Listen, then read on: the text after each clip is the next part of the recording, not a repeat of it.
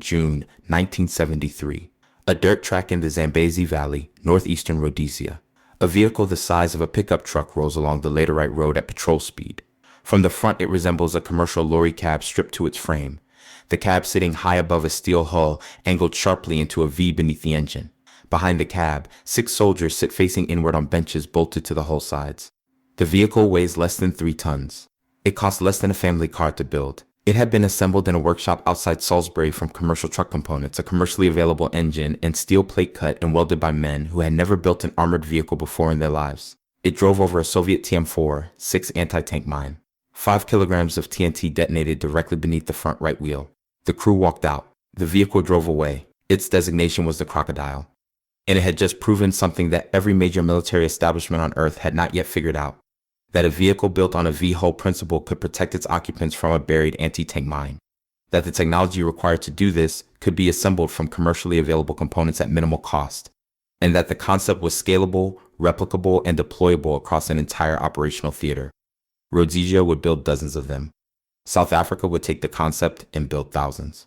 The United States would eventually spend $45 billion building variations on the same idea. But the original proof of concept happened on a dirt track in the Zambezi Valley in 1973, in a country that no longer exists, in a war that most of the world pretended was not happening. To understand why Rhodesia had to build mine-protected vehicles before anyone else, you need to understand the position the country occupied by 1972. On November 11, 1965, Prime Minister Ian Smith had signed a unilateral declaration of independence from Britain. The British government declared the act illegal. The United Nations imposed comprehensive economic sanctions. Rhodesia was isolated from the international trading system, the international banking system, and critically from any legitimate weapons supply chain. The country was fighting its own border war against 2 separate insurgent organizations. ZANLA, the military wing of ZANU, operated from bases in Mozambique and Zambia. ZIPRA, the military wing of ZAPU, operated primarily from Zambia. Both organizations received weapons, training, and logistical support from outside Rhodesia's borders. China supported ZANLA with weapons and training. The Soviet Union supported ZIPRA with the same. The weapons flowing in included the Soviet TM-4, 6 anti-tank mine, the same device that was simultaneously tearing through South African trucks in Namibia. The mine weighed just over 5 kilograms. It contained between 5 and 5.5 kilograms of TNT. It was pressed metal and explosive compound, easy to produce in quantity, easy to transport, easy to bury in a dirt road at night. Across the operational areas of Rhodesia, particularly the Zambezi Valley in the northeast and the southeastern border regions, insurgent operatives were burying them by the hundreds. The mine was not being used to destroy Rhodesian armor. Rhodesia had very little armor worth targeting. The mine was being used against the Rhodesian security forces' most basic operational requirement, the ability to move troops through the operational areas by vehicle. Rhodesia's geography worked against it. The operational areas were vast. The population was small. Roads were the only practical means of moving the reaction forces that were the basis of the security force's entire tactical concept. Every mine that closed a road or destroyed a vehicle was a strategic victory for the insurgency that cost almost nothing to achieve. In 1972 alone, mine strikes on security forces' vehicles produced casualties at a rate that constituted a significant tactical emergency. The vehicles being destroyed were Land Rovers, Bedford trucks, and farm vehicles requisitioned from the civilian economy. Every one of them had a flat chassis, thin sheet metal, and no mine protection whatsoever. A TM-4, 6 detonating under a flat-bottom Land Rover typically destroyed the vehicle and killed or seriously injured every occupant. The Rhodesian security forces were being bled on the roads. The answer did not come from a government procurement program. It did not come from a defense ministry specification or a formal research contract. It came from workshops in Salisbury and from the field units operating in the affected areas. The fundamental engineering principle was the same one that Dr. Vernon Joint was simultaneously working toward at the CSIR in Pretoria, a V-shaped hull beneath the crew compartment that would redirect blast energy outward and away from the occupants rather than channeling it upward through the floor. In Rhodesia, the implementation was less formal but no less effective. The first purpose-built mine-protected vehicles used steel plate cut and welded into V-hulls, mounted on commercial truck chassis that were available and could be serviced from the civilian spare parts supply, despite the sanctions regime. The Crocodile was the most significant of the early vehicles. Its hull was welded from 6mm steel plate into a pronounced V that ran the full length of the crew compartment. The crew sat above the apex of the V, elevated above the blast point. The suspension was mounted outside the armored envelope so that a destroyed wheel did not compromise the crew capsule. The vehicle rode on a commercial Bedford truck chassis that could be sourced through commercial channels and third-party suppliers operating around the sanctions. The whole assembly could be completed in a field workshop with basic metalworking tools and no imported military components. The total cost was a fraction of what any conventional military armored personnel carrier would have cost. And it worked. The Crocodile that entered service with the Rhodesian security forces in 1973 was blunt in its engineering. The steel was not specially treated. There were no ceramic inserts, no spall liners, no energy-absorbing composite materials. The protection came entirely from geometry and physics. The V angle of the hull beneath the crew compartment, the elevated seating position, the external suspension mounting. Combat weight ran between 6 and 8 tons depending on variant and configuration. The crew compartment carried between 6 and 10 soldiers depending on mission requirements. The vehicle was completely tactically mobile across the Rhodesian operational areas, capable of negotiating the same dirt tracks and river crossings the security forces needed to use. Crucially, it could be repaired in the field by any unit with access to basic welding equipment and commercial spare parts. When a mine destroyed a wheel, the wheel could be replaced without specialized equipment. When the hull sustained blast damage that did not compromise its structural integrity, it could be welded up and returned to service within hours. This was the critical practical advantage. The Rhodesian security forces were fighting a sustained counterinsurgency campaign across a vast operational theater on a national budget constrained by international sanctions. They could not afford to evacuate damaged vehicles to distant repair facilities. They needed vehicles that could be fixed in the field and returned to operation before the next patrol went out. The Crocodile was not the only Rhodesian contribution to mine protection technology. The Leopard, developed around 1973 to 1974, took the concept in a radically different direction.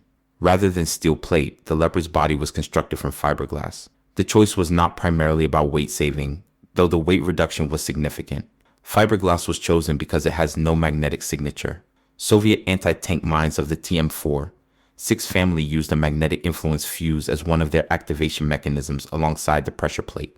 A steel-bodied vehicle crossing a magnetic influence mine completed the magnetic circuit and could trigger the fuse. A fiberglass-bodied vehicle crossing the same mine produced no magnetic signature and left the fuse unactivated. The Leopard was designed specifically to defeat that fuse mechanism. Its fiberglass V-hull, mounted on a modified Land Rover chassis, could carry a driver and up to 8 soldiers. It was small, fast, and cheap enough that damaged vehicles could be replaced without formal procurement processes. The Rhodesian security forces produced and deployed them in numbers sufficient to substantially reduce mine casualties on lighter patrol routes where the heavier Crocodile was operationally impractical. 2 different approaches to the same problem, developed simultaneously by the same under-resourced military in the same operational theater, each solving a different aspect of the mine threat. The Rhodesians did not stop there. The Pookie, developed in 1977, was among the most technically audacious mine warfare vehicles ever built. It was a single-seat detection vehicle mounted on 4 enormous low-pressure tires borrowed from Formula One racing cars. The vast pneumatic tires spread the vehicle's weight across a ground contact area so large that a buried pressure plate mine would not receive sufficient force from any single point to trigger detonation. The Pookie could sweep roads at up to 50 kilometers per hour, its driver protected in a fiberglass pod while the enormous pneumatic tires passed over buried mines that remained inert beneath the insufficient pressure. It looked entirely wrong for a war zone. It looked like someone had welded a survival pod between 4 aircraft wheels and driven it off a racing circuit. Its crews swept hundreds of kilometers of Rhodesian roads and found mines that conventional detection methods would have missed. This was Rhodesian mine warfare problem solving at its most extreme. Formula One tire technology pressed into service against Soviet ordnance on African dirt tracks because no one else had thought of it, and there was no time to wait for someone else to try. The mine strike record accumulated by Rhodesian mine-protected vehicles across the Bush War constitutes a body of evidence that was never formally compiled before the war ended and the country ceased to exist. Operational accounts from security forces units operating in the Zambezi Valley and the southeastern operational areas consistently showed that the transition from conventional vehicles to mine-protected variants dramatically reduced casualties from road-borne mine strikes. Units that had previously lost multiple men to mine strikes on Land Rovers began operating exclusively from mine-protected vehicles and survived strikes that would previously have been fatal. The mine strike that killed became the exception. The mine strike that the crew walked away from became the operational norm. There were failures. A sufficiently large device, a sufficiently shallow V-angle, or an unlucky geometry of terrain and positioning could defeat even a properly designed mine-protected vehicle. But the trend was unambiguous, and the evidence was accumulating in the operational records of every unit in the affected areas. Mine-protected vehicles worked. Rhodesia was proving it in combat before any other military on Earth had attempted it at operational scale. The institutional connection between Rhodesian and South African mine protection development is not fully documented in any single official record. The 2 countries were neighbors and, in the practical sense of their mutual isolation from the international community, allies. South African officers observed Rhodesian operations. South African engineers were aware of Rhodesian vehicle developments. Personnel moved between the 2 countries' defense establishments in both directions. when Dr. Joint and the CSIR team in Pretoria were formalizing what would become the Caspier. They were working on the same problem that Rhodesian workshop mechanics had already partially solved in the field. The Caspier's V-hull geometry, its external suspension mounting, its emphasis on field repairability using commercial spare parts, its ability to survive mine blasts that destroyed conventional vehicles. All of these features existed in operational form in Rhodesian vehicles that had been in combat service for years before the CSIR team's program produced its certified vehicle. The Caspier was a sophisticated, industrial-scale development of a concept that Rhodesian improvisation had proven under fire. Neither side invented the V-hull from nothing. Both were working from the same physics. But Rhodesia demonstrated those physics under sustained combat conditions first, and the lesson traveled south. On April 18, 1980, Rhodesia ceased to exist. The country became Zimbabwe. The elections that ended the Bush War produced a government under Robert Mugabe.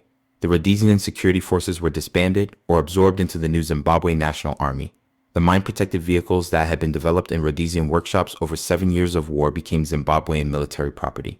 The engineers and mechanics who had built and maintained them scattered across several continents. Some went to South Africa. Some went to Britain. Some went elsewhere across the former Rhodesian diaspora. The institutional knowledge they carried went with them. South Africa absorbed some of that knowledge, directly or indirectly, into the programs that produced the Caspier, the Mamba, and the entire family of South African mine-protected vehicles that followed.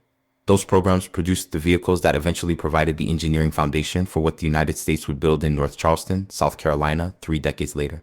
The mine that killed American soldiers in Iraq in 2003 was not technically a Soviet TM-4-6.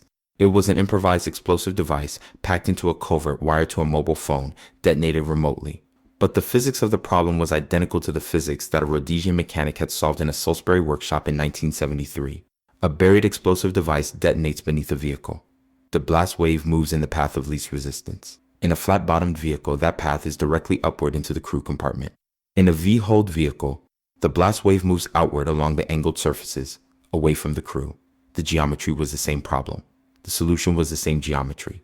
The American military engineers who designed the Cougar, the Buffalo, and the Max Pro were working from engineering principles that had been proven in combat by Rhodesian security forces personnel, who were dead or dispersed for 30 years by the time their American heirs needed the solution. The $45 billion the United States spent between 2007 and 2012 building 28,000 mine-resistant vehicles bought the same physics that a Rhodesian military workshop had proven with welded steel plate, commercial truck components, and fiberglass borrowed from the boat-building industry in 1973. June 1973, the Zambezi Valley. A Soviet mine detonates beneath a vehicle assembled from commercial parts by men who had never built an armored vehicle before. The crew walks out. The vehicle drives away. The country that built that vehicle will cease to exist within 7 years. The soldiers who drove it will scatter across 5 continents. The knowledge of what worked and what did not will follow them. South Africa will formalize that knowledge into the Caspier. America will re-import it 3 decades later for $45 billion. The mine that killed American soldiers in Fallujah in 2004 was detonated against a flat-bottomed vehicle for the same reason that mines on Rhodesian roads had been killing soldiers before 1973. Nobody had yet installed the geometry that solved the problem. That geometry had been proven in the Zambezi Valley. Rhodesia built it cheap, built it fast, and built it from whatever was available. It did not build it elegantly. There was no time for elegant. The physics did not require elegant. The physics required a V at the bottom of the vehicle, and the will to put it there before the next patrol went out on the next road. The cheap Rhodesian truck did that. And the country that did it was gone before the world understood what it had discovered.